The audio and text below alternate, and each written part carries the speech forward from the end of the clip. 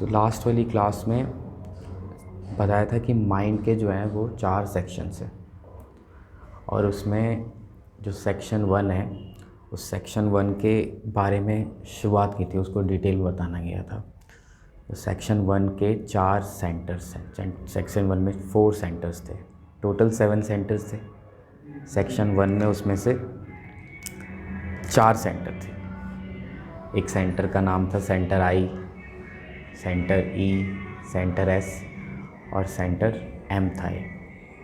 तो उसमें हम लास्ट में जो हिस्सा पढ़ रहे थे उसमें सेंटर आई के बारे में पढ़ा था, ई के बारे में पढ़ा था, एस के बारे में पढ़ा था। माइंड के सेक्शन 1 के 4 सेंटर के बारे में पढ़ा था। इसमें एम के बारे में नहीं पढ़ा था हमने। तो पुराने उस समय को याद करें तो आई जो है उसका मतलब हमने समझा था कि मन का वो हिस्सा जो खाली जानने की इच्छा करता है, ठीक है, सिर्फ हर चीज़ को जानना चाहता है, इसका यूज़ क्या है या इसका पर्पस क्या है। उस मन के उस सेंटर को बोलते हैं आई सेंटर, ठीक है। और एक सेंटर है जो हमारे अंदर इमोशन प्रोड्यूस करता है, अच्छे इमोशन, बुरे इमोशन, दोनों तरह के इमोशन, उस वाले सेंटर को बोलते हैं ई सेंटर, है ना। और हमने पढ़ा था एक सेंटर होता है जिसको बोलते हैं सेस्नोसिटी सेंटर, एस सेंटर। उसका काम होता है जो जो क्रेविंग्स है ना हमारी, किसी चीज़ की भूख है, ठीक है। भूखें कई तरह की होती हैं। लोगों को इमोशनल भूख भी लगती है, पता है तुम्हें। लोगों को ऐसा भी लगता है कि लोगों को मतलब सभी को कि इमोशनल होते हैं ना जब लोग, तो उनको लगता है कि कोई आके पूछे बताए, है ना। या गुस्सा हो जाते हैं जब, तो इमोशनल भूख जैसे क्या होती है, जैसे एक बार मैंने ये पहले भी एग्जांपल दिया था कि आप लोग बोलते हैं कि कोई बोलता है मेरी तबीयत ख़राब थी लेकिन उसने मुझे फ़ोन भी नहीं किया, या मेरे साथ ये हुआ था उसने बात भी नहीं की मुझसे, जबकि उसके बात करने से शायद कुछ भी नहीं होता, लेकिन उसको एक तरह की ये भी भूख है, इमोशनल भूख है इसको बोलते हैं, ठीक है। तो ऐसे कई कई टाइप की भूख होती है। तो सेंसोसिटी सेंटर हर टाइप की जो एपेटाइट है ना, बायो में एपेटाइट बोलते हैं भूख को, हर तरह की एपेटाइट को कंट्रोल करता है, ठीक है। और अक्सर ऐसी चीज़ों को भी कंट्रोल करता है जो आदमी कहता है मेरे बस में नहीं है, ठीक है। वो सेंसोसिटी सेंटर था। उसके बाद ये 4th सेंटर है, सेंटर एम सेंटर नाम है जिसका। तो एम सेंटर जो है उसके बारे में पढ़ते हैं आज, ठीक है। यहाँ तक किया था हमने और एम सेंटर से पढ़ते हैं। एम मोबिलिटी, एम और M centre means mobility of muscular and assorted movement for the mobile execution of decision for short. कहते हैं कि एम जो सेंटर है उसका मतलब है मोबिलिटी। ये जो सेंटर है ये हमारी शरीर की मूवमेंट के लिए रिस्पॉन्सिबल है, ठीक है। कुछ भी हम सोचते हैं तो एक समय आता है ना उसको एग्जीक्यूट करने का, अब इसको करना है, ठीक है। कैसे कैसे करते हैं, हमारे मन में जो भी ख्याल आते हैं, जो भी सोच आती है, जो भी थॉट्स आते हैं, उसको हम कैसे कैसे ज़ाहिर करते हैं, बोलते हैं, है ना। बोल सकते हो तुम, वो कुछ कर सकते हो, है ना। तो बोल सकते हो, कर सकते हो। तो ये करना जो है जो सेंटर कंट्रोल करता है उसको बोलते हैं mobility centre. This centre means the spot in a brain which combine offer mentioned thought, feeling and reflexes. ये जो इस सेंटर का काम है हमारे थॉट्स, हमारी फीलिंग्स, हमारे जो रिफ्लेक्सेस जो हम करना चाहते हैं उसको बाहर प्रदर्शित करना, दिखाना। शरीर से करोगे तुम, या तो बोलोगे या वो एक्शन करोगे। देखिए अचानक मन में आ गया हमारे कि हमको क्या कहते हैं समोसे खाने हैं या चाय पीनी है। सपोज़ मैं बैठे बैठे मेरे मन में आ गया कि चाय पीनी है, तो मैं सोचने से तो चाय नहीं पी लूँगा ना। मुझे सोचने के बाद अब क्या करना पड़ेगा, चाय वाले को फ़ोन करना पड़ेगा, ठीक है, या चाय बनानी पड़ेगी, तब मैं चाय पी पाऊँगा। तो सोचने के बाद जो एग्जीक्यूशन होता है वो करना काम है एम सेंटर का। तो सुन के तुम्हें समझ में आ रहा होगा बड़ा इम्पोर्टेंट काम भी है इसका। सोच तो कोई लोग बोलते हैं ना, सोचने से सब कुछ नहीं होता, करना पड़ता है ना। तो ये सेंटर सारी थॉट्स को एक्शन की फॉर्म में या वर्ड्स की फॉर्म में हमें बना के देता है। To form a specific decision it is like a mathematician. It counts or read the varying intensity in first three center and totaling up sum up of rotating unit of vibration in intensity if they be all of one kind. ये जो centre है ना, ये बिल्कुल mathematician की तरह है। जैसे मैथमेटिशियन होता है जमा क्या करता है, मैथ्स के रूल्स लगाता है बस, और कुछ नहीं करता। ठीक है, मैथ्स में यही होता है ना, अपन मैथ्स सॉल्व करते हैं तो रूल्स कहीं गलत हो जाते हैं तो सवाल गलत होने लग जाता है। अगर मैथ्स के रूल सही से लगाते रहते हैं तो सवाल सही से होता रहता है। कहीं ना कहीं जब भी गलती होती है, हम या तो मैथ्स का रूल पता नहीं होता हमें, या मैथ्स का रूल हमने गलत लगा दिया होता है। मैथ्स में यही है। तो बिल्कुल ये जो सेंटर है ये एक मैथमेटिशियन जैसा है। क्या करता है ये जो बाकी के जो 3 सेंटर्स हैं, आई सेंटर, ई सेंटर, एस सेंटर, उनके जो थॉट्स हैं, उनके जो इंटेंसिटीज़ हैं, उसके हिसाब से ये एक्शन लेता है। समझ में आ रही? बस जोड़ता है उनको। जैसे फॉर एग्ज़ाम्पल, अगर तुम्हें भूख लगी, ठीक है, तो भूख लगी तो वो तो एस का काम है, भूख लगाना, तुम्हें भूख का एहसास देना। लेकिन फिर दिमाग में आया कि नहीं, भूख तो लगी है लेकिन ना हम जलेबी खाएंगे, तो ये इच्छा करना, ये इमोशन, मज़ा आएगा जलेबी खाएंगे, तो ये ई सेंटर से आया। ठीक है, तो खाना है, जलेबी खाना है, इमोशन उसमें मिक्स हुए। इंटेलिजेंस ने बोला कि अच्छा जलेबी, अगर तुम बूढ़े आदमी नहीं हो, तुम तो अभी बच्चे हो, तुमको तो कोई दिक्कत नहीं है, लेकिन बूढ़ा आदमी का आई सेंटर बोलता नहीं खाना, इससे तबीयत ख़राब हो जाएगी, डायबिटीज़ हो जाएगी। तुमको तुम्हारा आई सेंटर चलो बोलेगा कि कोई बात नहीं, अच्छा खाना है तो उधर चलते हैं, उधर है दुकान, क्योंकि उसको सारी नॉलेज है। तीनों एक दूसरे के साथ कॉम्बाइन होंगे और जाके तुम जलेबी खा लोगे। लेकिन सपोज़ करो कोई यही ख्याल किसी 40-50 साल के आदमी की ज़िंदगी में आया जिसको डायबिटीज़ है, ठीक है, भूख लगी, ऐस ने बोला भूख लगी, इमोशन बोला जलेबी खानी है, आई सेंटर बोलता है नहीं, तो कन्फ्लिक्ट हो गया। पता है, दिमाग में जो नेगेटिविटी आती है ना, जो हमारी परेशानियाँ होती है, जो हम अंदर से परेशान होते हैं, वो इन सेंटर्स के बीच का टकराव होता है। ठीक है, उस सिचुएशन में, जिस सिचुएशन में तीनों की इंटेंसिटी एक जैसी है, तुम्हारे केस में जलेबी खाने में, तो उस केस में तो मैथमेटिशियन एम के लिए बड़ा आसान है, जोड़ देता है, शरीर चलने लगता है दुकान की तरफ। समझ में आ रही बात? लेकिन जब उस जो जिसकी उम्र है, जिसको डायबिटीज़ हो गई है, उसको मन में यही ख्याल आता है, तो इंटेंसिटी आई सेंटर क्या बोलता है कि नहीं जलेबी नहीं खानी है, जबकि ई सेंटर और एस सेंटर का मन करता है खानी है। तो एम क्या करेगा अब इस सिचुएशन में? सोचो कि अगर अब क्या होगा, एम कैसे डिसीजन लेगा?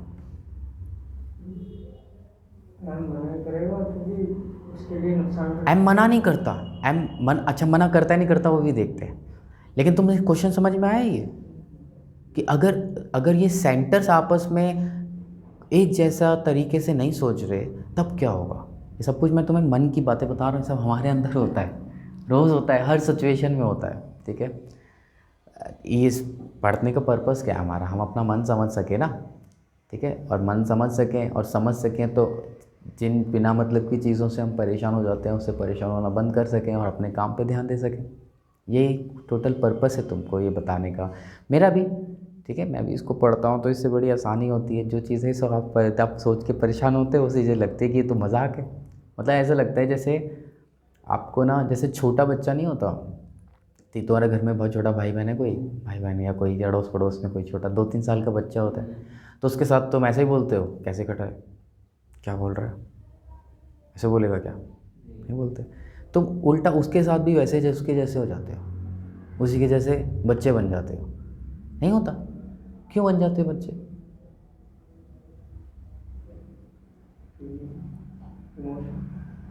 नहीं, क्योंकि ना एक टेंडेंसी है हमारी कि हम अगर जैसे ही छोटे को देखते हैं तो हमें लगता है हमें उसकी भाषा में बात करेंगे तभी तो हम उसकी बात समझ पाएंगे, तभी तो उसको समझा पाएंगे। जब गाय को हमको हटाना होता है तो हम गाय की आवाज़ में ही बोलते हैं ना, गाय को ही नहीं बोलते गाय उधर चली जाओ, तब नहीं जाती वो, ऐसे बोलना पड़ता है ना कि आवाज़ निकालनी पड़ती है गाय जैसी थोड़ी सी, तब वो हटती है। ऐसे करके लोग करते हैं, तो उसकी भाषा में बात करना जानते हैं हम लोग, ठीक। जो लोग बर्ड्स पालते होंगे उनको बर्ड्स की आवाज़ निकालने आ जाती है ना, होता है ना, हम देखते भी हैं इसको। तो उसी भाषा में बात करने लगता है। कॉन्शियस आदमी का काम क्या है, जो कॉन्शियस है, जो समझदार है, वो ये समझे कि वो उसके पास जो जीव है, जो जानवर है, उसकी भाषा क्या है, ठीक है। तो मन की भाषा क्या है, अगर हम वो समझेंगे तो बात कर पाएंगे उससे, समझ पाएंगे उसको, ठीक है। वो बोल के नहीं समझ सकते, आपके दिमाग में चल रहा है सब कुछ, मन में चल रहा है सब कुछ, ठीक है। तो एम सेंटर इस दूसरी वाली सिचुएशन में क्या करेगा, ये सवाल की तरह इस बात को लो और इसको आगे पढ़ते हैं, तो मैं इसका जवाब मिलेगा थोड़ी देर में। तो ये कैसा है, ये एक मैथमेटिशियन जैसा है, जोड़ता है सबकी इंटेंसिटीज़ को, लेकिन कैसे। It favour the side of having higher score of vibration. जब एम सेंटर ये जोड़ लगाता है तो हमेशा वो ज़्यादा जो फेवर करता है वो हायर सेंटर को करता है। जैसे इस वाले केस में एस और ई सेंटर दोनों साथ में बोल रहे हैं कि जलेबी खानी है, आई सेंटर अकेला बढ़ गया, तो एम सेंटर जो है वो फेवर करेगा ई और एस की साइड को, ठीक है। It always favour winning side. M centre हमेशा उसी तरफ जाता है, उसका कोई अपना रोल नहीं है, वो अच्छा बुरा कुछ नहीं सोचता, वो सिर्फ ये सोचता है कि जो जीत रहा है मतलब क्या, इन तीन सेंटर की लड़ाई, आई ई और एस, इन तीन सेंटर की लड़ाई में जो जीत रहा है, जिसका स्कोर ज़्यादा है, उसकी तरफ जाता है। इस केस में किसका ज़्यादा है, ई और एस दोनों चाहते हैं कि जलेबी खाई जाए, ठीक है। It always favour winning side and that two is the most unique way. और ये भी बहुत अलग तरीके से करता है ये। It transform vibration of losing side into those of majority side. पता है एम सेंटर क्या करता है, एम सेंटर ही सारे मन को, जो हमारी परेशानियां है ना, उसका बहुत हद तक एम सेंटर जिम्मेदार होता है, ऐसा नहीं बोलना चाहिए, लेकिन मतलब बोल सकते हो तुम कि भाई ये रिस्पॉन्सिबल है। एम सेंटर इस सिचुएशन में, जो आई सेंटर है वो क्या चाहता है, ना खाए जलेबी, क्योंकि उससे तबीयत बिगड़ जाएगी, डायबिटीज़ बिगड़ जाएगी। तो एम सेंटर उसको जाके बोलेगा कि क्या हो गया, एक बार खाने से खा लेते हैं, इतने दिन से नहीं खाई, थोड़ी सी खा लेंगे, कुछ नहीं होगा। लेकिन वो ऐसा सिर्फ इसलिए कर रहा है, ऐसा नहीं कि सच में सच में वो चाहता है, क्योंकि ई और एस सेंटर उसका काम ये है कि जो विनिंग साइड है और जो लूजिंग साइड है, लूजिंग साइड वाले को समझाना कि भाई कोई बात नहीं, इट्स ओके, समझ में आ रही बात, और उसको भी ले आना। देखो इसमें ना, ये जैसे हम फिज़िक्स में पढ़ते हैं ना, फोर्सेस जैसे जुड़ते हैं, वैसे नहीं जुड़ते ये सारे इंटेंसिटीज़। ये इंटेंसिटी हमेशा एक ही दिशा में होती है। जो जो जो नहीं भी चाहता वो करना, वो धीरे धीरे खुद को बदल देता है। वैसे ही आई सेंटर की अगर नहीं सुनी गई है तो आई सेंटर ऐसा नहीं है कि अपोज में खड़ा हो जाएगा। जो प्रबलता है वो आई सेंटर से करवा लेगा, एम सेंटर आई सेंटर को समझाएगा, और आई सेंटर भी फिर एस और ई की जो करने वाली बात है उसी में चला जाएगा। पता है, जो लोगों में कॉन्फिडेंस की कमी होती है, जब कॉन्फिडेंस की कमी का मतलब है जो आई सेंटर है ना, उसका अपोजिशन जो है बार बार जो है वो ई सेंटर और एस सेंटर से हो रहा होता है। वो जो चाहते हैं वो आई सेंटर नहीं चाह रहा होता, लेकिन बार बार उसको एम सेंटर उससे पॉजिटिव इंटेंसिटी लेके उसी डायरेक्शन में जो ई चाहता है, जो एस चाहता है, वो करा जाता है। तो धीरे धीरे बुद्धि को ऐसा लगता है कि अब वो कुछ कर नहीं सकती। हर बार तो यही दोनों एम सेंटर से काम करवा लेते हैं, मेरे को भी उसी दिशा में ले जाते हैं। इसको बोलते हैं लैक ऑफ कॉन्फिडेंस। समझ में आ रही बात? कॉन्फिडेंस क्या होता है फिर? कॉन्फिडेंस होता है इन तीन सेंटर का हार्मनी में रहना, आई सेंटर, ई सेंटर, एस सेंटर। जब ये तीनों एक ही तरीके से, एक ही पैटर्न में काम कर रहे होते हैं, जो एस बोलता है, जो ई चाह रहा होता है, और जो एम है। जैसे फॉर एग्ज़ाम्पल तुम्हें घूमने का मन कर रहा है, बहुत दिन से तुम कहीं गए नहीं हो, तुम घूमने जाना चाहते हो, ये इमोशन है। कई बार हर सेंटर की रिस्पॉन्स काम नहीं होता। जैसे मान लो तुम्हें मन करता है कि भाई तुम ना अब जाओगे, आज तुम बाज़ार घूमने जाओगे। क्यों मन किया? कुछ लेना भी नहीं है, ठीक है घूमने जाओगे। ये इच्छा आई ई सेंटर से, उसको थोड़ा सा इमोशन दूसरे चाहिए, शायद बोर हो गया है वो, इमोशन उसी से आते हैं। तो एस सेंटर को इससे कोई प्रॉब्लम नहीं है। क्यों होगी प्रॉब्लम? है ना, एस सेंटर का तो काम था नहीं है। ई सेंटर बोलता है, एस सेंटर और ई सेंटर की दोस्ती बहुत अच्छी होती है। जो एस चाहता है वो ई उसके हिसाब से काम करने लगता है, और जो ई चाहता है वो एस के हिसाब से। तो एस सेंटर बोलता है ठीक है बाज़ार जाने चलो, बाज़ार कोई दिक्कत नहीं। तो एस और ई दोनों मिल जाते हैं। इंटेलिजेंस जो है वो बाज़ार ढूंढ भी लेती है, बाज़ार चली भी जाती है। अच्छे तुम जाओगे बाज़ार, आएगा नहीं जाएगा। अब देखो, मान लो कल है एग्ज़ाम और आज है पार्टी, या कल है पार्टी एक दिन पहले, ठीक है। इंटेलिजेंस ये बोलती है कि एग्ज़ाम है, घर पे रहना है, पढ़ना है, ठीक है। लेकिन अंदर से कहीं से कोई इच्छा आ रही होती है, यार चलते हैं, क्या हो गया, 2 घंटे के लिए तो जाना है। ये द्वंद्व चलता है अंदर, चलता है ना। और चलो ये तो एग्जांपल दे रहा हूँ मैं, बस क्या कहना चाहता हूँ तुम्हें समझ में आ रहा होगा कि मैं क्या बोलना चाह रहा हूँ, कि ये होता हमारे अंदर, चलता है अपने अंदर। उस सिचुएशन हम पार्टी में भी चले जाते हैं, लेकिन हमारा एक साइड बिजी रहता है, हम सही से मज़ा भी नहीं कर पाते वहाँ पर से, ठीक है। तो ये सुनना कि हमारे सेंटर्स क्या चाहते हैं, और उसके हिसाब से अगर वही तुम ऐसा भी बोल सकते हो कि हाँ मज़ा तो आएगा, पार्टी तो होगी, लेकिन रहने दे, नहीं जाते हैं क्योंकि पढ़ना है, ये भी तुम कर सकते हो। और तुम ये भी बोल सकते हो 1 घंटे की तो बात है, चले जाते हैं। ये एम सेंटर आई को समझा रहा है, ठीक है। अगर तुम्हारा इमोशन बहुत मजबूत है, नहीं जाना ही है, पार्टी में करना ही है, तो एम सेंटर आई को समझाएगा चलते हैं, कोई बात नहीं, 1 घंटे के लिए। लेकिन तुमको कुछ खास फ़र्क नहीं पड़ता है जाके, तो तुम्हारे इमोशन उतने ज़्यादा स्ट्रांग नहीं होंगे, उतनी ज़्यादा इंटेंसिटी नहीं होगी, ठीक है। तो आई के हिस्सा और एस को कुछ करना नहीं है पार्टी से, ठीक है। तो आई सेंटर के हिसाब से तुम डिसीजन ले लोगे, ठीक है रहने देते हैं, फिर कभी पार्टी होगी चलेंगे, कल परसों पेपर है उसके लिए पढ़ना है। तो एम सेंटर आई के हिसाब से सबके वोट कास्ट कर देता है। एम का काम है सबके वोट कास्ट कराना सेम फेवर में, जो ज़्यादा होता है उसी के हिसाब से बचे हुए को समझा देता है। जब तीनों ही एक जैसे होते हैं तो जोड़ जाड़ के एक्शन कर देता है, ठीक है। समझ में आ रही बात?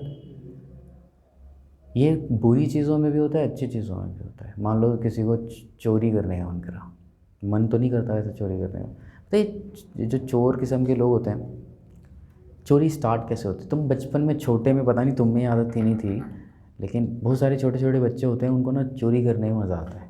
छोटे बच्चे कहीं जाएंगे, किसी का छोटा सा कुछ ले लेंगे, कोई इंटेंशन नहीं होती, कोई चोर की तरह नहीं सोचते। वो एक बीमारी होती है साइकोलॉजिकल, मतलब मेंटली बीमारी होती है, छोटे बच्चों को होती है, बहुत सारे बच्चों को थोड़ी बहुत कम ज़्यादा होती है, लेकिन वो अनकॉन्शियस हो रहा होता है। तुमने भी कभी किया होगा, किसी का सामान लेके रख लिया होगा, ठीक है, इसने तुम्हारा सामान लेके रख लिया होगा, बताया भी नहीं होगा, क्यों, ज़रूरत नहीं है, ठीक है।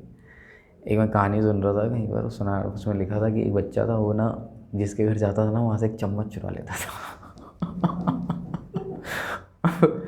चम्मच से क्या करता होगा? कुछ भी नहीं कुछ करने की चीज़ है चम्मच, कितनी चम्मच चुरा लेगा, लेकिन आदत थी उसकी। बड़ा हो गया तो आदत ठीक हो गई। तो ऐसी आदतें होती हैं। लेकिन जो चोर होता है वो उसका मन विकसित हो गया है, ठीक है। अब उसका चोरी का ये जो आदत है, वो धीरे धीरे उसको चोरी के हिसाब से उसका आई सेंटर काम करता है। उसका आई सेंटर ऐसे काम करता है कि उसकी बुद्धि ऐसे चलती है कि भाई चोरी करनी है, कहाँ जाना है, कहाँ से सामान लेना है, कहाँ से चाबी लेनी है, पूरा दिमाग उसका उस हिसाब से चलता है। मन को अच्छे बुरे से कोई लेना देना नहीं होता, जो आप उसे जो आपके इंटेंशन से उसके हिसाब से सब काम करते हैं। तो एम सेंटर का काम बड़ा इम्पोर्टेंट है, ठीक है, एक दिशा में वोट कास्ट कराता है, ठीक है। एक और बात है, अगर मान लो दोनों साइड बराबर हो गई, ठीक है, मान लो एक ई सेंटर है वो चाहता है कुछ, आई सेंटर चाहता है कुछ, एस का उसमें कुछ ज़्यादा लेना देना नहीं है, तो टाई हो गया। ठीक है, टाई हो गया तो एम सेंटर उस केस में वोट डालता है, वैसे खुद वोट नहीं डालता कभी खुद अपना, लेकिन उस केस में वोट डालता है। ठीक है, इस हिसाब से कि एस क्या कहता है, और एस और ई की दोस्ती है, यानी इस सिचुएशन में तुम इमोशन में बह जाओगे। नहीं समझ में आया? अगर इंटेलिजेंस बोलता है कुछ करने के लिए, इमोशन बोलता है कुछ और करने के लिए, एस अभी किसी से इनडिफरेंस है, एस का, एस ना तो आई ना तो ई किसी के साथ है, उस सिचुएशन में एम जो है वो जो विनिंग साइड है उस हिसाब से उसकी तरफ से वोट डाल देता है। तो वो एस से, एस की इंटेंशन देखता है, भाई एस क्या चाहता है। एस तो कुछ भी नहीं चाह रहा, लेकिन एस ई को बहुत फेवर करता है। तो अगर किसी सिचुएशन में कुछ नहीं चाह रहा तो वो बोल देगा ई सही है। समझ में आ रही है ना बात, मैं क्या कहना चाहता हूँ? तो ई एस ई के साथ हो जाएगा, और उस सिचुएशन में फिर एम भी वोट कास्ट करके ई वाली जो साइड है उसको विनिंग साइड बना देगा। एक्शन उसके हिसाब से होगा। लोग कर जाते हैं, लोगों को पता नहीं चलता। ये मत सोचो कि लोगों बुद्धि है तो ये बुद्धि की वजह से तुम सब काम करोगे। कई बार ऐसे काम कर जाते हो ना जिसको बुद्धि मना कर रही है, कह रही है नहीं करना, फिर भी कर जाते हैं। रोज़ ऐसे रोज़ ऐसे बहुत से काम होते हैं हमसे। कल सोचा होता है नहीं करना है काज, उसको करते हैं। सुबह जल्दी उठने के बारे में कोई सोच सकता है, पढ़ने के बारे में कोई सोच सकता है। बहुत से ऐसे संकल्प होते हैं जो लेता है आदमी, और वो अगले दिन जो है वो नहीं हो पा रहे होते, क्योंकि वो संकल्प किसने लिए होते हैं? आई ने। ठीक है, और आई का काम बॉडी को चलाना नहीं है, वो एम का काम है। और एम सिर्फ आई को नहीं देखता, वो ई को भी देखता है, वो एस को भी देखता है। अब अगर सुबह सुबह इमोशन का मन ही नहीं उठने का, तो रात को चाहे कितना भी मोटिवेशन तुम कोई देख के सोए हो और तुम्हें लगता है सुबह हम ये दुनिया चल, वो मोटिवेट होता है आई। ठीक है, आई मोटिवेट हो जाता है। लेकिन अगर उसको इमोशन का साथ ना मिले, अगर तुम मोटिवेशन के साथ साथ अगर तुम्हें इमोशन का साथ ना मिले, तब तुम ज़्यादा देर उसको सरवाइव नहीं कर सकते। ऐसा भी हुआ होगा ना कि कभी तुम किसी बात से, किसी चीज़ से मोटिवेट हो गए और शायद कुछ करना शुरू किया, लेकिन वो कंटिन्यूस नहीं हो पाता, सस्टेन नहीं हो पाता। चाहे हमने वो बातें इंटरनेट पे सुन ली हो, चाहे बातें हमने अपनी क्लास में अपने सर से सुन ली हो, चाहे किसी भैया से सुन ली हो, कोई भी हो सकता है, इन्फ्लुएंस हो जाते हैं हम। लेकिन क्या वो कर पाते बहुत दिन तक? नहीं कर पाते। पता क्यों नहीं कर पाते? क्योंकि एस और ई की रजामंदी नहीं ली होती हमने उसमें। और तुम्हें मैंने पिछली उसमें बताया था, आगे इसको हम और पढ़ेंगे तो इसको समझ में आएगा कि एस और ई आई से ज़्यादा स्ट्रॉन्ग है, बहुत ज़्यादा स्ट्रॉन्ग है, उनकी इंटेंसिटी बहुत स्ट्रॉन्ग है। समझ में आनी? क्योंकि वो बहुत, ई तो फिर भी तुम्हें इंसानों में दिखते हैं भावनाएं, जानवरों में तुम्हें भावनाएं अभी दिखती नहीं है। लेकिन तुम जानवरों के साथ, अगर तुम किसी जानवर को पाल लो, कुत्ते को पाल लो, लोग कुत्ते पाल लेते हैं, बिल्लियाँ पाल लेते हैं, और फिर वो देखते हैं कि उनमें भी इमोशंस होते हैं, वो भी अटैच होते हैं मालिक से। ठीक है, हम तुमने मेरे को तुमने तुम्हारे घर पे डॉगी वॉगी तुमने कुछ पाला है? तुम हाँ नोटिस किया होगा तुमने कि अटैच हो जाता है। या चलो हमें नहीं भी दिखता, हमने तो नहीं पाला, मान लो तूने नहीं पाला रतन, मैंने नहीं पाला, इसने नहीं पाला, लेकिन हम लोगों को देखते हैं ना अटैच होते हैं, तो नाटक तो नहीं करते होंगे, उनको तो मन में है। समझ में मैं क्या कह रहा हूँ? तो एस एम ई सेंटर्स के फंक्शन तुम्हें इंटर रिलेशन समझ में आएंगे। इसको बाद में हम डिटेल में पढ़ेंगे, इसको कैसे हमको कैसे रहना चाहिए, हमको इनसे मन के साथ किस तरह से अपना कि सही से काम करें। हम क्या चाहते हैं? हम ये चाहते हैं कि जो हम इंटेलिजेंस से चाह रहे हैं वो वैसे वैसे हो जाए। पता है, हमारी आई को समझाने आना चाहिए ई और एस को, वो हम बाद में समझेंगे कैसे होता है। ठीक है, वो समझा लोगे तो तुम्हारे ये सेंटर्स के बीच में हारमनी आएगी। हारमनी आएगी माने बार बार द्वंद्व की स्थिति नहीं पैदा। आई और ई और एस सेंटर्स जो हैं, वो सेंटर्स आपस में एक दूसरे के विपक्ष में नहीं खड़े होंगे, आई एक तरफ ई इस तरफ, ऐसा नहीं हो। यही सिचुएशन कॉन्फिडेंस ख़राब करती है। ठीक है, बेसिकली कॉन्फिडेंस ना आने की या कुछ ना करने की इच्छा, ये सारी चीज़ें ना इस द्वंद्व से पैदा होती है। It has also kind of casting vote in case of tie. ये मैंने बताया है तुम्हें, जब टाई हो जाता है तो ये वोट कास्ट करता है, मतलब खुद भी वोट डालता है। किस तरफ से वोट डालता है? विनिंग साइड से। ठीक है, इसका काम है जीतने वाले को वो जिता देना, और जो उसको अपोज कर रहा है उसे उसके पक्ष में समझा देना। इससे ये एक लाइन में जो मैंने बोला यही है एम का काम basically. Such casting of vote is always throw on the scale of plus vibration. अच्छा, the M is known as Sanskrit M का, जिसको हम एम सेंटर बोल रहे हैं। देखो तुम्हें बातों समझ में आता है कि ये बातें तो भाई भले इंग्लिश में बोल रहे हैं हम लोग। कल ना मेरे पास एक लड़का आया, नाम छोड़ो कौन था, लेकिन कहता है कि सर मैं पढ़ता हूँ, क्वेश्चन के आंसर लिखता हूँ, लेकिन मेरे आंसर्स की वो क्वालिटी नहीं होती जैसे किताब के आंसर्स में होती है। ठीक है, अब वो क्वालिटी का मतलब है वो अब उसको कम से कम इतना देखने आ गया है कि क्वालिटी में अंतर होता है। मैं तो इतना समझा कि 12वीं 11वीं में आदमी को इतना समझ में आ रहा है कि मेरा आंसर और वो जो किताब में लिखा है, वो थ्योरेटिकल आंसर की बात कर रहा होगा, शायद बायो के आंसर की बात कर रहा होगा, केमिस्ट्री का, कोई पर्टिकुलर सब्जेक्ट की बात नहीं कर रहा था, बस उसकी बात कर रहा था। शायद तुमने भी ये देखा होगा, अपने पास भी देखा होगा, लेकिन ये आइडेंटिफाई कर पा रहा है, ये बड़ी बात है। अब क्या समझाऊँ, अब कोई ऐसी इसकी दवाई नहीं होती है जो एक दिन में ठीक होएगा। सबसे पहले तो बड़ी बात तो ये है कि तुम्हें दिख गया कि तुम्हारा जो आंसर्स है, तुम्हारी जो भाषा है और जो किताब में जो आंसर्स लिखे हैं वो अलग है। तो इस सवाल का जवाब सीधा सा है कि जो किताब में जो आंसर लिखा है वो 17 साल के लौंडे ने, लड़के ने नहीं लिखा है जो भी 12वीं से पास हुआ है। उस किताब के आंसर को लिखा है किसी बहुत दिन पढ़ाए हुए इंसान ने, किसी किताब लिखने वाले लेवल तक के आदमी ने। तो आप ये उम्मीद रखोगे कि भाषा वैसी की वैसी बोल दोगे, आपको समझ में आ गया, चलो ठीक है। समझाने के लिए तो तुम्हें पता ही है टीचर कितनी टूटी फूटी भाषा इस्तेमाल करते हैं, ये डंडा है, ये यहाँ बैठा है, वहाँ बैठा है, ऐसी भाषा में तुम्हें समझाया जाता है जैसे छोटे बच्चों को समझाते हैं। असल में तो ऐसा है नहीं। जब तुम वैसी भाषा सब में समझते हो, सिर्फ इतना पर्पस होता है उसका कि तुम्हें कॉन्सेप्ट समझ में आ जाए, ये पर्पस होता है उसका। इससे बिल्कुल मतलब नहीं है कि उसको पढ़ के तुम आंसर वैसा लिख दोगे जैसे किताब में। किताब के लिए फिर किताब को पढ़ने की आदत होनी चाहिए, किताब को ध्यान से उसके शब्दों की आदत याद रखने की आदत होनी चाहिए।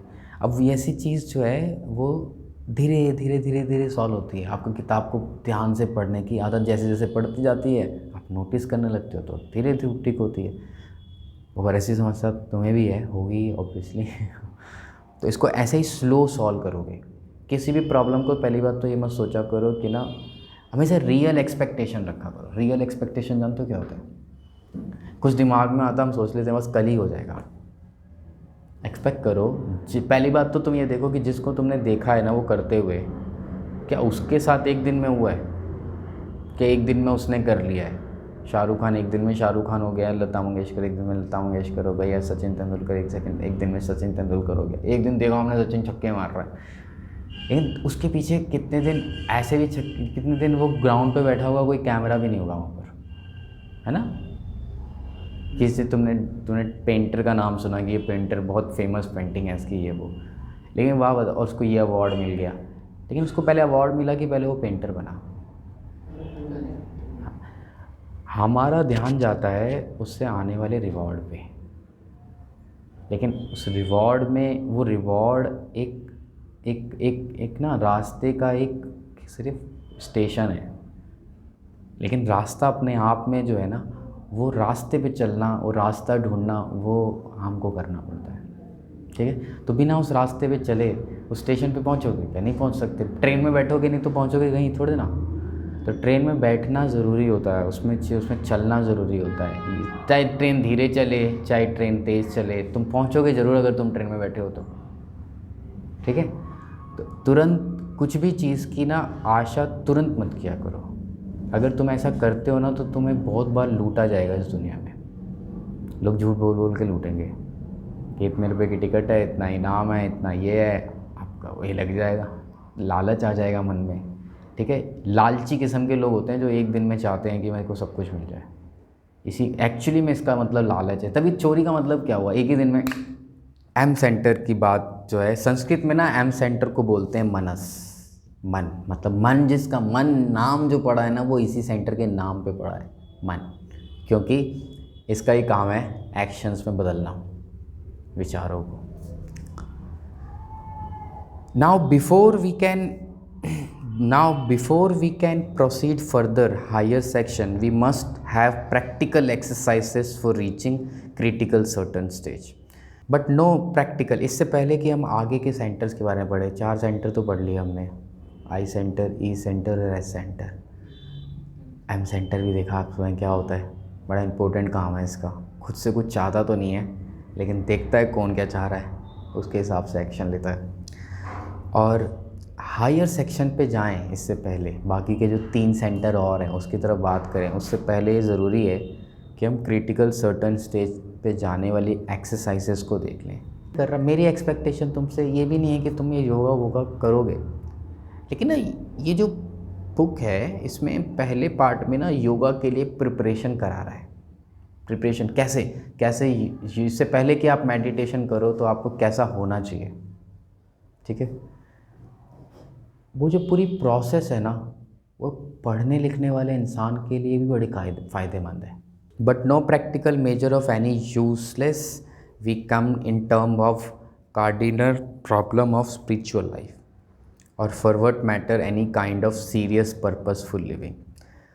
इससे पहले कि हम ये सब सोचें मन को कैसे, बाकी के सेंटर्स क्या हैं, सबसे पहले हम ये तो सोचें कि हमारी ज़िंदगी कहाँ जा रही है। या हम स्कूल जाते हैं, ट्यूशन जाते हैं, घर जाते हैं, उसके अलावा कहाँ जा रहे हैं, हो क्या रहा है, पर्पस ऑफ लाइफ क्या है। आगे के सेंटर जानने से पहले आपको मन में ये तय होना चाहिए, मन में ये क्लैरिटी तो आनी चाहिए कि हमारा जीवन है क्या, पर्पस क्या है, ठीक है। जीवन का पर्पस जानने की ये जो यात्रा है, इसको बोलते हैं क्वेस्ट। क्या बोलते हैं? QUEST, quest. महात्मा गांधी की एक ना किताब है, एक्सपेरिमेंट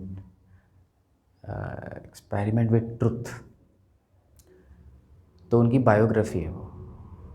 उस बायोग्राफी में तुम्हें जिन्होंने अफ्रीका से लेके यहाँ तक, जो भी बचपन से लेके यहाँ तक जो किया, तो उस किताब का इंट्रोडक्शन जो है, अभी इसका इंट्रोडक्शन पढ़ रहे हो, उस किताब का जो इंट्रोडक्शन है, उस इंट्रोडक्शन को तुम समझोगे तब पता लगेगा गांधी जी को जो समझते हैं हम लोग और वो जो थे, वो उसमें बहुत फ़र्क है। कर्म करो, फल की इच्छा मत करो, भाई कैसे चलता है एक आदमी, वो तुम्हें पता लगेगा। और बाकी के जितने भी ज़्यादा बहुत सारे लोग तुम और जो नाम सुनते हैं उनके आसपास, तब पता लगेगा कि फल की इच्छा करना और फल की इच्छा ना करने वाले लोगों के एक्शन में कितना फ़र्क होता है, ठीक है। वहाँ पे भी उन्होंने ये शब्द इस्तेमाल किया है कि मैं चल रहा हूँ अपनी ज़िंदगी के क्वेस्ट में। और ये किताब यहाँ पर ये कह रही है कि इससे पहले कि हम ये सब कुछ समझें आगे, हमें भी अपनी लाइफ का क्वेस्ट समझना होगा। ये लाइन है exactly, how to keep up interest in enthusiasm for the quest in spite of countless difficulty. ये जीवन में जो इतनी सारी समस्याएं आती हैं हमको, इन सारी समस्याओं के होते हुए भी हम कैसे अपने मन में इस सवाल को ज़िंदा रखें कि लाइफ का पर्पस क्या है। कई बार इतना परेशान रहता ना इंसान कि उसको लगता है यार क्या इन सब की बातों में ध्यान देना, लाइफ का पर्पस क्या है, क्या नहीं है, क्या नहीं है। यहाँ तो पैसे की दिक्कत है, यहाँ तो इस चीज़ की परेशानी है, यहाँ तो बीमारी हो गई है, कैंसर हो गया है मुझे। और तो जब लाइफ कितनी भी डिफ़िकल्टी आए, यही तो जीवन में है ही डिफ़िकल्ट। तुम्हें गौतम बुद्ध का नाम सबने सुना था। गौतम बुद्ध की एक बड़ी ज़बरदस्त कोट है, जीवन में दुख है ऐसा नहीं है, जीवन ही दुख है ऐसा है, ठीक है। समझ में आया? तुम ना, मैं एक चीज़ बोलूँगा, ये मैंने भी किया है, मैंने तो पढ़ते हुए तो यार, कोई प्रॉब्लम है, कुछ मान लो कुछ प्रॉब्लम है तुम्हें, तुम उसको सॉल्व कर रहे हो, तुम्हें लगेगा तुम परेशान हो, तुम बहुत ज़्यादा अभी सोच रहे हो, ये कर रहे हो, वो कर रहे हो, लेकिन कुछ समय बाद वो प्रॉब्लम सॉल्व हो जाती है या सॉल्व कर देते हो। मैं किताब की प्रॉब्लम की बात नहीं कर रहा, मैं लाइफ में जो प्रॉब्लम्स आती हैं उनकी बात कर रहा हूँ। कुछ भी हो सकता है, सॉल्व हो जाती है वो। तो जब प्रॉब्लम सॉल्व हो जाती है और तब जब वो चीज़ें ठीक हो जाती है ना, तब तुम्हें ऐसा लगता है हाँ ठीक तो हो गया, लेकिन ना उस समय मज़ा आ रहा था। तुमने पता नहीं अभी फील क्या नहीं किया, लेकिन मैं बड़ा फील करता हूँ जब कुछ समस्या होती है और उसको हम सॉल्व कर रहे होते हैं, तो जब वो हल हो जाती है उसके बाद जब रुक जाते हैं वहाँ पर कि हाँ ये हो गया, फिर मैं देखता हूँ कि उसमें कितना मज़ा आ रहा था, कितना बिजी था मैं। अगर तुम टेंशन में ना रहो ना ऐसी सिचुएशन में, तुम अपने काम में लगे रहो, तो तुम्हें समझ में आएगा तो कितना मज़ा आता है। ठीक है, ये एग्ज़ाम की तैयारी, ये सारी समस्याओं को अगर तुम इसको इस स्ट्रेस में अगर काम करते रहो अपना, तो तुम्हें समझ में आएगा जब जैसे उससे हटते हो मज़ा आता है। वो एक रिवॉर्ड है, और वो सबसे अच्छा नेचुरल रिवॉर्ड है। तो कैसे हम इन सारी डिफ़िकल्टी के बाद भी क्वेस्ट को ज़िंदा रखें। More ever let not forget that several trial comes in form of monotonous routine of every day. हमको ये भूलना नहीं चाहिए। ये सारी बातें तो ठीक है, हम बड़ी बड़ी बातें कर रहे हैं, मन है और ये सेंटर है, लेकिन late not forget several trials come in form of ये सारी बातें हम सीख तो लें, लेकिन हम सुबह से लेकर शाम तक की जो ज़िंदगी जीते हैं उसमें हमारे आगे बहुत सारे चैलेंजेस आते हैं। तब चैलेंजेस माने तुम हो सकता है ये सारी बातें समझ रहे हो, सामने वाले लोग नहीं समझ रहे, वो कुछ भी किसी भी तरीके से बोल रहे हैं, कुछ भी बात कर रहे हैं, तो ये सब चैलेंजेस हैं। अगर तुम ये ऐसा सोचने लगे सही अपने मन को समझने के लिए, तुम भी किसी को कुछ नहीं बोलते हो, समझते हो बात को, ऐसे सीख से बोलते हो, और तुम उम्मीद रखो कि सब भी ऐसा करने लग जाए, ये बेवकूफ़ी है। ठीक है, तो सुबह से लेकर शाम तक की जो हमारी डेली लाइफ है, ये मोनोटोनस रूटीन अपने आप में एक ट्रायल है। ट्रायल जानते हो ना, कोर्ट में ट्रायल होता है कि भाई सज़ा होने के लिए, एक ट्रायल की तरह समझे उसको। द एपेटाइल called Gore-Altac, which drains out our strength and enthusiasm alike. करते हैं उसको। The appetile called Gore-Altac, which drains away our strength and enthusiasm alike. और होता क्या है कि ना, एक यहाँ पर एक वर्ड यूज़ किया है, Gore-Altac। जब सुबह से लेकर शाम की जो ज़िंदगी है उसमें ना, अब ये जो बातें हम सुन रहे हैं, पढ़ रहे हैं ना, ये सारी बातें सुन के ऐसा लगता है कि कुछ ऐसे बड़ी सी बात कर देनी है, कुछ बड़ी सी चीज़ कर देनी है। लेकिन बात सच तो है, सुबह से लेकर शाम तक हमारी ज़िंदगी तो बहुत नॉर्मल है, बहुत सीधी सादी चलती है, बहुत सपाट चलती है। तो हमारी ज़िंदगी के लिए एक ये वर्ड है Gore-Altac। ये ना एक जर्मन वर्ड है, इसका मतलब होता है ग्रे एवरीडे लाइफ, यानी नॉर्मल लाइफ। ठीक है, तो नॉर्मल लाइफ में इन सब चीज़ों का ये जो मन है, इन सब के जो हिस्से हैं, इसका क्या यूज़ है, इसका क्या इस्तेमाल है। For the bulk of our earthly existence in except in very unusual cases made up of trifling event incident. हमारी ज़िंदगी में तो हमको लगता है कि हम छोटे से जीव हैं, पृथ्वी पे रहते हैं, ठीक है, अर्थली जीव हैं, अर्थ पे ही डिपेंड करते हैं अपनी हर चीज़ के लिए। मेड अ ट्रिफलिंग इवेंट का मतलब होता है नॉर्मल, हमारे सुबह उठना, ब्रश करना, जाना, ये सारे इनको बोलते हैं ट्रिफलिंग इवेंट। ट्रिफलिंग शब्द है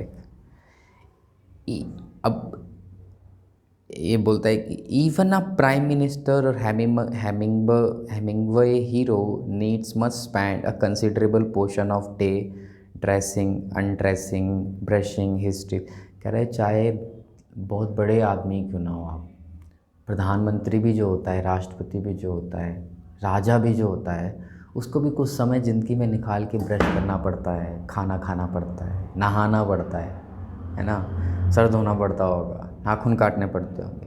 तो ये छोटे छोटे काम तो सबकी ज़िंदगी में होते हैं। तो इन सब के होते हुए भी हम कैसे अपनी ज़िंदगी में इस क्वेस्ट को ज़िंदा रखें कि what is purpose of life का पर्पस क्या है। अच्छा, ये जो सब सवाल है, हमको क्यों सोचना चाहिए कि पर्पस ऑफ लाइफ ये इम्पोर्टेंट क्यों है ना। ऐसा दिमाग में आ सकता है ना कि भैया क्यों सोचा हम इसके बारे में। देखो, जब है ना सुबह से लेकर शाम तक ना, कई बार हम ऐसी चीज़ों में लग जाते हैं जो ना फजूल की समय बर्बादी है। तो जब भी हम किसी काम को करने लगें या करने का हमारे मन में ख्याल आए, तो हमको यही सोचना चाहिए क्या पर्पस है इसका। जो मुझे करना है, क्या उसमें ये कोई मदद करता है? इस बात को कह, जब मान लो दो लोग बहस करने, कोई कुछ बोलता है, गलत बोल देता है, चल रहे हैं अपन, कोई कुछ बोल रहा है गलत, गलत माने कोई बस इन्फॉर्मेशन गलत बोल रहा है और हम उससे बहस करने लगे कि ऐसा नहीं है, ये ऐसा है। बहस करने से पहले एक बार मन में विचार आना चाहिए कि क्या होगा इससे, कुछ फ़र्क पड़ेगा क्या? कि मैं जो मेरा जो जो मेरे जो मेरे मेरा जो काम है, बहस करके क्या ये काम हल होने वाला है? कोई पर्पस है इसका मेरी लाइफ में? अगर हमको जवाब मिलते कोई पर्पस नहीं है, तो फिर समझ में आता है क्या बहस करना। जैसे ये कोई बात गलत बोल रहा हो सकता है मुझे भी कोई बात गलत पता हो सकता है, किसी और को भी गलत बोलता हो, कितने लोग बोलते होंगे, तो उसमें बहस क्यों करनी है उससे? हाँ, अगर इन्फॉर्मेशन पर बात हो रही है, डिबेट हो रही है, तो आप अपनी तरफ से अपनी बात बोल सकते हो, लेकिन ऐसे हाँ होती है ना, बिना मतलब की बहसें हो जाती है। तो इन बहसों में या इन बातों में हमको कब हम, या बहुत सी और चीज़ें जिसमें समय बर्बाद होता है, क्यों? क्योंकि हम ये सोचते नहीं हैं कि उसका हमारे पर्पस से कोई लेना देना है कि नहीं है। तो हमेशा ये याद रखना या विचार करना कि पर्पस क्या है, ये सवाल का जवाब इम्पोर्टेंट नहीं है, पता है, इस लाइफ का पर्पस क्या है, क्योंकि ऐसा कोई लाइफ का पर्पस एक नहीं होता, रोज़ पर्पस होते हैं लाइफ के, बदलता रहता है पर्पस। आज मेरी लाइफ का पर्पस शायद कुछ और ही हो, है ना, कल सुबह उठूँगा, कल के दिन का पर्पस कुछ और हो। ओवरऑल ये सब कुछ एक पर्पस की तरफ जाता होगा तो जाता होगा, लेकिन इस सवाल से हम लोग बिना मतलब की चीज़ों में उलझने से बचते हैं। ये सवाल हमको इधर उधर नहीं जाने देता, भटकने नहीं देता। अगर हमें कोई चीज़ की तैयारी करनी है तो हम वो तैयारी करेंगे, हम इधर उधर समय बर्बाद करने में नहीं, क्योंकि वो हर जगह जब हम पूछेंगे कि इसका पर्पस क्या है यहाँ जाने का, या इसका कुछ मतलब है, कुछ फ़ायदा होने वाला है इससे, जो मैं करना चाहता हूँ, मैं तैयारी कर रहा हूँ, उसमें कुछ फ़ायदा है इसका, जवाब अगर आता है नहीं, तो फिर बच जाता है इंसान वो काम करने से, कुछ समय बचा लेता है। तो ये सारे जो छोटे छोटे काम हैं, ये तो सबको होते हैं, प्राइम मिनिस्टर को भी होते हैं। And other less mentionable course of a daily living, a great meaning extraordinary events occur but rarely in the life of an average person। कह रहे कि जो आम इंसान की ज़िंदगी है उसको ऐसी नॉर्मल चलती रहती है, कुछ खास थोड़ा होता रहता है उसमें रोज़, ठीक है। एक आम इंसान की ज़िंदगी में जो महान समय है वो कोई कभी खासी कभी कभी किसी ना किसी इंसान की ज़िंदगी में आता है, वरना आम इंसान की ज़िंदगी तो आम तरीके से चलती रहती है। तो अगर हम खुद को भी सोचें कि हम एक आम इंसान हैं, तो हमारी ज़िंदगी भी ऐसे आम तरीके से चलेगी, लेकिन इसमें हम ये सोचते रहेंगे कि परेशान होते रहेंगे किसी बात से, कि जैसे अभी क्या है ना कि वो सोशल मीडिया का ज़माना है, तो ना उसमें इंस्टाग्राम, यूट्यूब, इस तरह की जो चीज़ें हैं उसमें ना लोग देखते हैं, तो उसमें ना लोगों को ना दूसरों की लाइफस्टाइल दिखती है। अब तो देख रहे हैं, हम वीडियो बना रहे हैं, हम तो बहुत ध्यान से बना भी नहीं रहे, लेकिन फिर भी कितना ध्यान रखते हैं ना, ये लगाना पड़ेगा, ये तार लगाना पड़ेगा, क्यों? क्योंकि लोगों को ठीक से समझ में आए, लोगों को ठीक से दिखाई दे, ये पर्पज़ है। मतलब लोगों को क्या दिखे वो हम तय कर रहे होते हैं, ठीक है। अभी मैं मोटरसाइकिल चलाऊंगा, उसकी किक मारूंगा, वो स्टार्ट नहीं होएगी, वो तो नहीं दिखेगा इस, है ना। तो लाइफ में प्रॉब्लम तो होती रहती है ना। तो जो ये सब चीज़ें देख करके जो हम सोचते हैं कि नहीं बहुत बढ़िया होगा, वैसा वो चीज़ जो है वो बहुत गलत इंप्रेशन दिमाग पे पड़ता है उसका। पूरी सुबह से लेकर शाम तक जैसे आप रहते हो वैसे सभी रहते हैं। शायद वो ना कि वो शाहरुख खान है, क्या वो ब्रश नहीं करते होंगे, कपड़े नहीं, नहाना धोना नहीं होता होगा, चाहे जिसको भी सोच लो, वो बहुत प्रधानमंत्री जो होंगे क्या वो नहाते धोते नहीं होंगे, हैं? जाते होंगे ना, वो भी करते होंगे, नॉर्मल काम करते होंगे, ठीक है। अब पता नहीं जूते कोई उन्हें पहनाता है कि खुद ही पहनते हैं, वो नहीं पता, लेकिन पहनते भी होंगे। तो नॉर्मल ज़िंदगी के काम तो सभी को करने होते हैं, सबकी ज़िंदगी ऐसे नॉर्मली चल रही होती है, हर आदमी को ऐसा लगता है उसकी एक ऐसी नॉर्मल लाइफ है। तो हमेशा ग्रेट चीज़ें नहीं हो रही होती, ठीक है। To bring for enthusiasm for the great thing is almost unavoidable। लेकिन एक दिक्कत है, हमारी ज़िंदगी तो होती आम है, लेकिन हमारी ज़िंदगी आम ना रहे, बिल्कुल ग्रेट हो जाए या हमारी लाइफ में कुछ ग्रेट चीज़ें हों, ये सोच अनअवॉइडेबल है। मतलब हम ऐसा सोच नहीं सकते। हर आदमी ये सोचता है कि एक दिन वो ऐसा बन जाएगा, या वो नेता बन जाएगा, या फिर वो इंजीनियर बन जाएगा, या वो डॉक्टर बन जाएगा, या फिर ये बन जाएगा, वो बन जाएगा, और उसमें भी कुछ महान बन जाएगा। ये अनअवॉइडेबल थिंकिंग है, या हर इंसान जो है वो सोच रहा होता है उस बात को, ठीक है। लेकिन चलती सबकी ज़िंदगी नॉर्मल ही है। But how about maintaining such enthusiasm in midst of daily grind of routine? The acid test for the beginner and spiritual path lies in sustaining interest for a quest even in midst of common death of life. कह रहे हैं कि असली अगर हमको एक इंसान की ज़िंदगी में जो लोग स्पिरिचुअल पाथ पे चलते हैं, स्पिरिचुअल पाथ का मतलब है, एक पिछली क्लास में एक शब्द आया था स्पिरिचुअल, ठीक है, उसका मतलब जो है वो हम अभी और भी समझेंगे उसको, लेकिन ना अभी के लिए समझो, ऐसे जीना कि आप ये सोचो कि आप ये शरीर नहीं हो सिर्फ, ठीक है, इस शरीर में रहने वाली एक एनर्जी है, ठीक, ये सोचते हुए जीना। अब इसके कई रास्ते हो सकते हैं, कई तरीके हो सकते हैं, लेकिन ये सोच बेसिकली स्पिरिचुअलिटी का एसेंस है, स्पिरिचुअलिटी का बेसिक बेस है इसमें, कि आप शरीर नहीं हो सिर्फ, ठीक है। अब ये बातें भगवत गीता में भी होंगी, सुना है ना, कि सिर्फ शरीर नहीं होता। शरीर, भगवान कृष्ण बोलते हैं कि अर्जुन को कि आप वो हो जिसको आग जला नहीं सकते, जल गीला नहीं कर सकता, शस्त्र काट नहीं सकते, ऐसी बातें बोली है। तो क्या बोलना चाहते हैं वो, कि जो आप हो वो सिर्फ ये शरीर नहीं हो, ठीक है। इस बात को समझना, इसको जान, इसी को और जानने की इच्छा रखना, स्पिरिचुअलिटी का बेस। अगर आपके मन में ऐसी कोई इच्छा आती है तो आप बोल सकते हो कि आप स्पिरिचुअल पाथ पर चलना चाहते हो। तो स्पिरिचुअल पाथ पे चलने वाले जो लोग होते हैं, उनकी लाइफ में जो सबसे बड़ी प्रॉब्लम आती है, सबसे बड़ा जो प्रॉब्लम है वो यही है कि अपनी लाइफ में ये ज़िंदा रखना, ये बात, क्वेस्ट को ज़िंदा रखना। क्वेस्ट माने what is the purpose of life. इस सवाल को हमेशा तौलते रहना, इस सवाल को हमेशा अपने हर एक्शन में इस सवाल को देखते रहना। बहुत बार लाइफ में ऐसा होएगा कि हम जब ना परेशान हो जाएंगे तब तो हमें सोचेंगे क्या कर रहा हूँ मैं, क्यों नहीं कर रहा। लेकिन जब सब कुछ अच्छा होगा तो शायद हम नहीं सोचेंगे ऐसा। अपनी लाइफ में एक क्वेस्ट को हर समय ज़िंदा रखना ही सबसे बड़ा चैलेंज होता है स्पिरिचुअल पाथ पे चलने वाले के लिए। कम से कम शुरू में तो होता ही है। एक समय के बाद आप वो नहीं भी, आप सही, आपकी रूटीन बदलती है तो आपको पता लग जाता है कि मैं रूटीन थोड़ी सी मेरी बदल रही है, मैं वैसा हूँ, फिर आप वापस रास्ते पे आ जाते हो। तो ये चलता रहता है धीरे धीरे, फिर ये कम हो जाता है।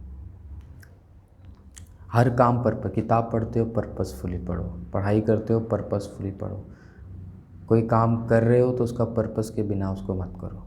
जितना आप धीरे धीरे, ऐसा कल से ही नहीं हो जाएगा, कल से नहीं हो जाएगा कि हर काम पर्पसफुली होएगा। हो सकता है बहुत सारा काम अभी हो, लेकिन तेरा दिमाग अब उसमें चलेगा, तो कहीं वही टाइम वेस्ट कर रहा होगा, तेरे दिमाग में चलोगे यार टाइम वेस्ट हो रहा है, आज तो हो गया ये, लेकिन शायद कल तो उसको अवॉइड करेगा। तो अपने आप धीरे धीरे अपने आप सुधार आ जाता है। मैंने इस किताब को पढ़ के देखा है, कुछ भी ना करना नहीं पड़ता।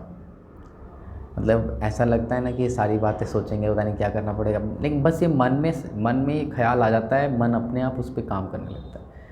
मन में एक बार विचार सही आ जाता है तो अपने आप उस बीज को पानी मिल जाता है, जो अंदर बीज होते हैं अच्छे, उसको पानी मिल जाता है, वो अपने आप उसका पौधा बनने लगता है। खराब तरह के विचार हमें आ जाते हैं तो खराब तरह के बीजों को पानी में, हमें सारे बीज हैं, अच्छे भी खराब भी। मैं कोई अच्छा आदमी या ख़राब आदमी नहीं हूँ, ना तो कोई अच्छा आदमी या ख़राब आदमी है भी एक लेवल तक हो सकता है, इसमें बेसिक कुछ मतलब हो भी सकता है शुरुआत में, लेकिन बीज कौन से हैं और उनको क्या कंडीशन मिल गई, उसके हिसाब से व्यक्ति का पर्सनैलिटी डेवलप हो रही होती है। किसी बच्चे को हम देखते हैं, किसी को बोलते हैं, हम देखते हैं ना उधर किसी बच्चे छोटे छोटे बच्चे गाली दे रहे होते हैं, तो क्या कहीं हम देखते हैं छोटे छोटे बच्चे इंग्लिश बोल रहे होते हैं, कि गाली देने वाले बच्चे उनको देख के बोलेंगे कैसे बच्चा है जो इंग्लिश बोल रहे हो, इतनी अच्छी इंग्लिश बोलता है, जबकि उस बच्चे का उसमें कोई भी वो नहीं है। किसी माहौल में वो रहा है तो उसकी वजह से वो गाली दे रहा है, या उसकी वजह से वो इंग्लिश बोल रहा है, या उसकी वजह से वो अच्छी बातें बोल रहा है, उसकी वजह से वो बुरी बातें बोल रहा है। जब एक बार ये सारी बातें सोचते हैं ना हम, तब हम अपने आप को भी देखते हैं कि हम ऐसी कितनी चीज़ें कर रहे हैं जो हम सिर्फ इसलिए कर रहे हैं कि हम इस माहौल में हैं। और फिर धीरे धीरे वो सब चीज़ें में से सिर्फ वही बचती हैं जो हमको करना चाहिए, और वो चीज़ें छूटने लगती हैं जो हमें नहीं करना चाहिए। क्वेस्ट को ज़िंदा रखना होता है लाइफ में। To maintain equipoise in spite of ceaseless provocation, हमें होनी स्थिति ऐसी चाहिए कि हमारा जो मन है वो स्थिर रहना चाहिए, इक्विपोज रहना चाहिए। हर सिचुएशन में हम अपने पर्पस को ध्यान रखें, ठीक है। या ये तो आदर्श स्थिति है, ये बिल्कुल आइडियल सिचुएशन है, ना कि हम हर चीज़ से प्रोवोकेट हो जाएं। कोई चीज़ देखें और हमारा मन करे वो लेने का, है ना। किसी कपड़े देख लें, ये कितनी अच्छी शर्ट है या पैंट है, ठीक है। या क्या होता है ना, कई चीज़ को देख के हमारा मन करता है हम ले लेंगे, हमें भी ऐसी चीज़ चाहिए, वैसी चीज़ चाहिए, या हम ऐसा नहीं करेंगे या हम वैसा नहीं करेंगे। तो इसको बोलते हैं प्रोवोकेशन से लाइफ के, ठीक। तो ये सारे प्रोवोकेशन में पता है इसमें बहुत एनर्जी वेस्ट होती है। अगर हम ऐसी चीज़ों पे बहुत ज़्यादा ध्यान देते हैं ना, बच्चे जो उम्र होती है 15, 16, 17 साल जो बढ़ने की, उसमें बच्चे क्या दिखता हूँ कई बहुत बिना मतलब की चीज़ों को लेके परेशान हो जाते हैं। तो वो उस सोच, उनको लगता है हम सोच ही तो रहे हैं।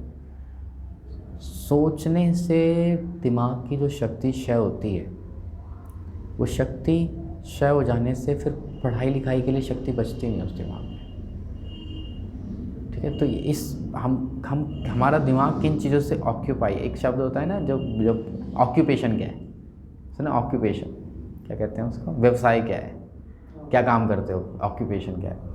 तो ऑक्यूपेशन किस चीज़ ने दिमाग को ऑक्यूपाई कर रखा है, वही ऑक्यूपेशन है। कोई डॉक्टर होता है, उसको लगता है डॉक्टर में ये दवाई होती है, ये ऑपरेशन होता है, ये टांग है, यहाँ आते, वही सब चलता है उसके दिमाग में। इंजीनियर होता है, उसके दिमाग में इंजीनियर वाली बात चलती रहती है। तो ऑक्यूपेशन जिस फील्ड की इन्फॉर्मेशन ने आपके दिमाग को ऑक्यूपाई कर रखा है, वही चीज़ों का आप ऑक्यूपेशन बोलने लगते हो, ठीक है। मैं तो आज तक कभी अपना ऑक्यूपेशन कुछ नहीं बोल पाया। तो कोई अगर उनसे पूछो तो क्या करते हो, मैंने करता तो वैसे पढ़ाता हूँ मैं। अच्छा टीचर हो आप, टीचर हो नहीं हो वो नहीं पता मुझे। मैं पढ़ाता हूँ बस जाके, और जितना मैं पढ़ाता नहीं हूँ उससे ज़्यादा मैं उनके पास जाके पढ़ लेता हूँ। अब ये बड़ी है, पढ़ने का सबसे अच्छा तरीका पढ़ाने लग जाओ, किसी को जो पता है वो बताने लग जाओ, जो उनको पता है बताओ, और जो बताते समय गलतियाँ होती हैं उससे ठीक होता रहता है वो, ठीक है। अब देखो आगे, and yet the viability of spiritual life is tested in the field of our ordinary activity and seldom in the sphere of extraordinary achievement. Without enthusiasm, even a spiritual cost will be appear tiresome. And yet viability of spiritual life is tested in the field of our ordinary activity.